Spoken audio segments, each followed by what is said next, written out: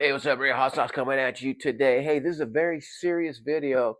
I need to share with you. I came across this article. If you've heard the term "not your keys, not your coins," this is correct.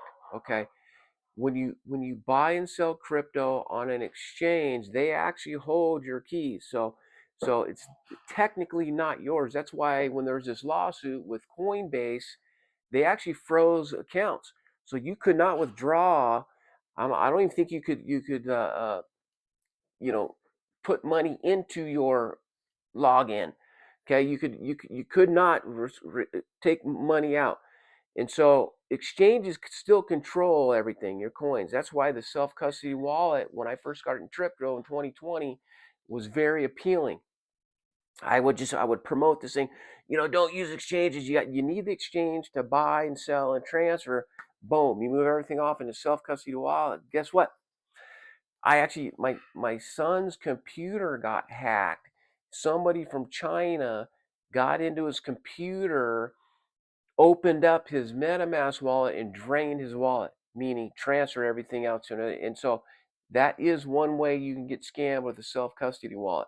Okay, but and then there's the cold storage, which now I used to be all for that, and it's not a bad thing, but it's basically a thumb drive. Has anybody ever lost a thumb drive or dropped it in a glass of water or something like those drives can be compromised pretty easy. Get lost in a fire. That's the extreme case, but just be careful.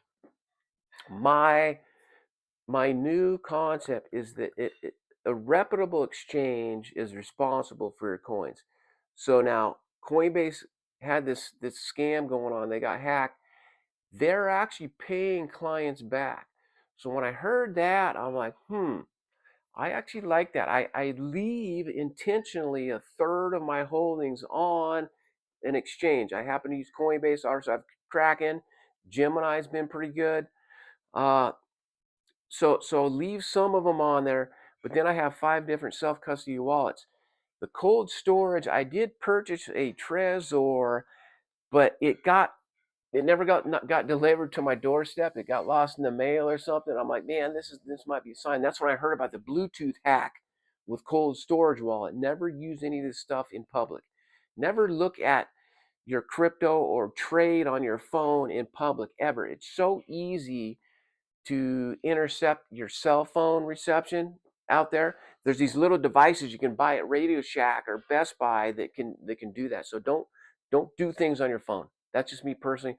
I only exchange on my secure network at home on a hardwired computer. I do use my laptop because it's secure. But that's just me personally. Interesting story. I got a text from Coinbase not too long ago that had a weird cryptic message on it. And so I didn't respond to it. All of a sudden, I get a call from a Coinbase rep. My spidey senses went up. I could tell, like, they don't call you. It's hard enough to get a person on the phone with customer support these days. There's no way they're going to sit there and call. I don't have millions of dollars in this account. There's no way they're going to call me and start asking questions. And they started to try to pull personal information from me. I gave them the what for and said, listen, I'm gonna report you guys. Don't call me again. They did call me back again. They don't stop. These guys are really good. The level and the technical savviness that these scammers have these days is unbelievable. I got another text. So I happen to have a piece of code. My buddy runs a data center, and he's a programmer. He knows this about this stuff. He gave me this piece of code that when I get scam text, I insert it and send it back to them. They leave me alone because what it is, it's a piece of code that you can insert into wherever their program is, and it tracks them. And so I freaked them out. They left me alone. That's how I handle it. But check this out. This article I just came across it. This is just horrible. It's horrible. Retired artist loses 2 million in crypto to Coinbase impersonator. It's the same scam that was trying to come at me, and nobody will ever ask you for your seed phrases. It's just not going to happen. Okay. Um, and so right here it says this poor guy, retired artist, okay, lost over $2 million in cryptocurrency after falling victim to a scam, someone posing as a Coinbase support representative.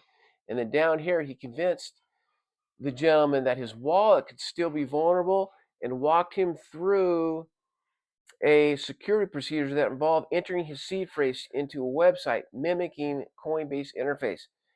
Look, the key to this post and this message, this video I'm making, never give your seed phrase to anybody. The safest way to do it is you actually write it down on a piece of paper. When you open a self-custody wallet, they give you a seed phrase, 12 to 15 words, or even up to 18. You write it down on a piece of paper. Be careful. I misspelled one of my seed phrase words once, and it sucked because I had to go back on a different computer and try to pull it back up, and it wasn't working. I finally figured out I misspelled one of the words. It took me hours to figure out. Write it down very carefully. Put it in a file or in a safe. I've got mine in a little safe, and leave it there. Okay. It's basically like owning gold or cash. You do not give it to anybody. It's just, do not do it. There's a lot more to be said about that, but just wanted to share this with you. If you're on Coinbase, be careful. A rep will never call and ask you for a seed phrase. Do not give up your seed phrases, everybody. Okay, with that said, ladies and gentlemen, do some research on this, on how not to get scammed. This is one of the most important things about being a crypto investor.